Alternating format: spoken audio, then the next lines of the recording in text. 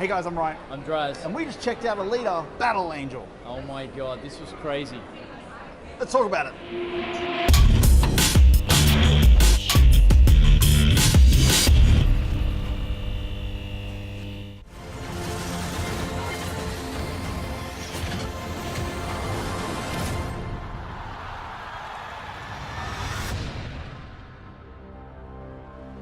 So Alita Battle Angel, directed by Robert Rodriguez, produced by James Cameron. It's basically the Pinocchio story, we kind of think. Yeah, that's what I was thinking, yeah. Yeah, of Alita. She's a lost robot that's found in the junkyards of basically a post-apocalyptic Earth. Yeah, basically he puts her back together, gives her a new body, and then a lot is basically uncovered about who she was, what she is, and basically how powerful she is.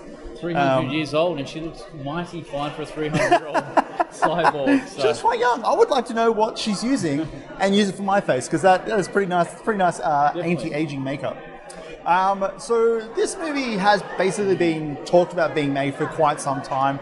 I remember seeing 25 years. 25 years. There you go. Cameron actually bought this graphic novel many years ago, and he's just been sitting on it to the technology sped up to what we currently have today. Wow. Which is really weird how Rodriguez directed this and we had Cameron as producer, but I couldn't tell the difference. Yeah. I believe watching it is, I think it ended up being that Cameron just wanted to do more Avatar sequels, and that he just didn't have the time to direct this. So he was looking for someone that could take that on, and apparently Robert Rodriguez was that person. Which surprisingly did a really good job.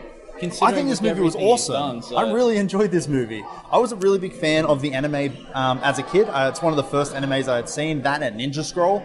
Nice. And okay. I really, really enjoyed that. It wasn't obviously as violent as Ninja Scroll, and the anime wasn't, the movie isn't as violent as the anime. And the graphic novel as well. There was a lot of inconsistencies in this. Right. And it wasn't as violent, but it was a nice love story. You got to say, when you're looking at it, they wanted to make it a little bit more family friendly, more mass appeal. So they put a love interest with the leader, which was Hugo, which was nice. And they sort of twisted it a little bit around. So that's interesting. What? Tell me about the graphic novel. I've never read the graphic novel, but tell me a little bit about it. Pretty much the basis is, the doctor finds a leader, puts her back together, and then all these other people are coming after to kill her. That was pretty much the basis. There was no Chiron, so there was no Jennifer Connelly character, there was no Hugo, there was no love interest. It was more of the Doctor and a leader just sort of trying to get through life, pretty much. And avoiding being killed. Yeah, That's funny. Pretty much. The anime is this movie. It's exactly the same. Oh, really? There's little additions. Okay. I don't remember Monster Ball or what's it called, Motor Ball. Motor Ball. I don't remember that either.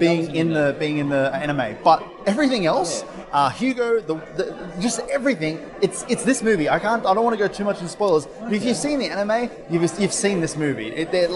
Someone needs to do a comparison video, and it's probably going to be us to do it, but it is almost shot for shot a remake of this anime. It looks amazing. That I like the additions they've added to it, but it is very, very, very similar. Well, yeah, I haven't even seen the anime, so what do you suggest? Should people go out there, personally, read the graphic novel, see this movie, see the anime? What do you prefer? I like the graphic novel overall, but I haven't seen the anime. It's funny. I grew up, as I said. I grew, this is one of those. Really? Yeah. Well, I haven't yet. Let's be honest. I haven't grown up. You want a cyborg? No, I'm a 32-year-old man child. That's what my life is. but in all honesty, this is one of the, as I said, this is one of those movies where I grew up on and had watched heaps and heaps as a kid. And it's one of those nostalgic values. Seeing it on the big screen in the exact same almost format that I saw it as a kid is pretty awesome. But do I prefer this over the anime? I think I do prefer this because there's something that Rodriguez has done in this, and Cameron to a degree, is that they've built a world that I think was really interesting. All the different cars, the robots, the look and feel of the whole city, I think was unbelievable. Very much so. And it felt like a very whole film, whereas the anime was kind of just a robot bashing. It was cool, but I don't think it stood the test of time as this will, I feel like.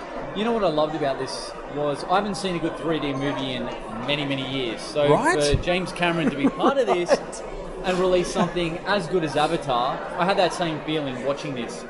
It was it was very immersive, and you're sitting there like, holy, yeah. That was the thing. I agree. I haven't seen a 3D movie for I reckon 3 years, and going into this, I was like, oh, I don't want to watch 3D. But you kind of forget, like when it's actually done well, it's real good. Like it's really good. And this is one of those movies I think where it's done really well. There's parts where things will come out at you, and like there's a lot of depth of field obviously going. Yeah. But the look and the feel of it with James Cameron backing it, I just think they've nailed it. It's really fun. It's a big adventure movie with the added value of a love story. Love story. What was your favourite part about it? Wow. Favourite part of it was just all the battle sequences between Alita and everyone else, especially that scene where she's with all the hunter killers in that bar. Now that was in the graphic novel. That was very different because it was only her and the Doctor, but there was no Hugo. But yeah, it was really great seeing that unfold on screen. I thought, I just can't get over the motion capture in this as well. Yeah, because we saw behind the scenes stuff when we were at the set with James Cameron. No, we weren't there. I was wish, like, in my mind, when was I a part of this? No, but seeing all the behind the scenes stuff and then how they transcend on film. Wow. So no, good. I completely agree. I think everything about this movie was fantastic, and they changed the eyes. Yeah, I think the eyes in the original trailer were like way off, but apparently James Cameron had seen it and said, we have to fix that, and they did, and it looks much better, it's much more believable. But yeah, for me, I agree. The battle sequences with Alita taking on these massive robots and seeing her be such a puny person, like she's a tiny 5 foot, girl, and she's not well built or anything, and even her serious art. Exactly, and she's I feel like she'll be quite a powerful role model for females. I mean, she's a powerful role model in general, but the females I think going to this movie will quite enjoy it. That's what I love about it. James Cameron even said that he wanted to have a strong female character. It's all about the strong female characters. Yeah, Ripley and all the rest of them. Sarah Connor. Yep. Which is really good. So yeah, very very happy over this. Yeah, I think talking about the. Well, I'm going to say worst parts, but for me, I really enjoyed the movie. But worst parts, I would say, is that it's a little bit too long. It felt like there was about 4 different endings. Numb. Yeah.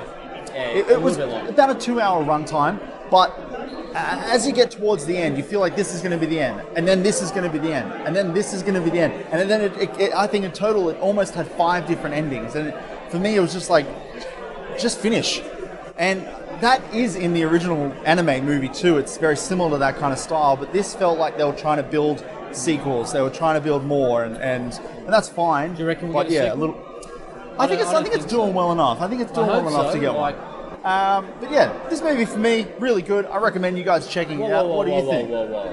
Was this watermelon and grapes? Oh, I don't know. Or sausage? Should that be a rating in general? I think it should be all.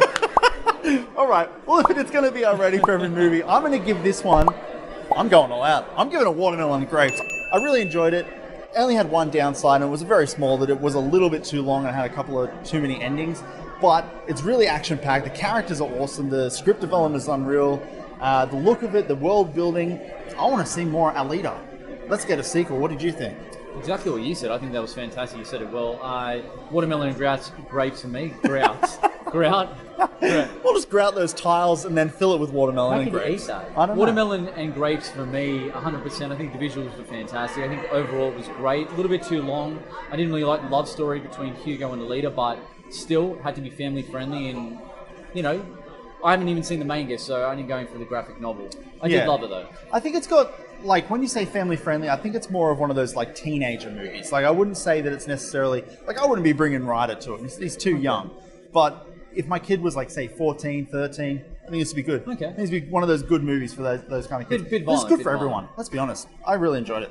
The violence was great. Overall, great movie. All right. Well, I'm Ryan. I'm Drace. Until next time, we'll catch you nerds at the The movies.